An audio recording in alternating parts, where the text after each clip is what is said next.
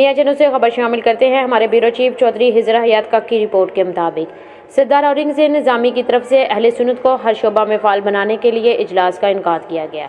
इजलास में सरदार औरंगजेब निज़ामी का कहना था कि अहले सुन्नत को हर शोबा में फ़ाल बनाएंगे, सुन्नियत के हकूक़ के लिए अपनी हर कोशिश करेंगे, जो हक होगा। तहरीक पासबान अहले सुन्नत के इजलास में मरकज़ी सदर सरदार औरंगजेब निज़ामी की सदारत मुनक़्क़द हुआ, जिसमें चौधरी नियाज़ अहमद मास्टर, राना मोहम्मद जवेद, असलम कारी, मोहम्मद यूनुस सतारी, हाजी बशीर अहमद, डॉक्टर शबीर असद, सूफ़ी मुनीर अहमद तारिक, रशीद ठेकेदार, चौधरी शहबाज अहमद, अब्दुल हफीज़ ठेकेदार, मलक वासिफ और मरकज़ी चेयरमैन चौधरी मोहम्मद मंशा कख ने शिरकत की। तहरीक को फ़ाल बनाने के लिए और सुन्नियत के हकूक़ के लिए हर मुमकिन कोशिश कर लेंगे। मुल्क की बुनियादों में अहले सुन्नत का खून शामिल है। इजलास में पूरे मुल्क में सुन्नियत का बोलबाला होगा।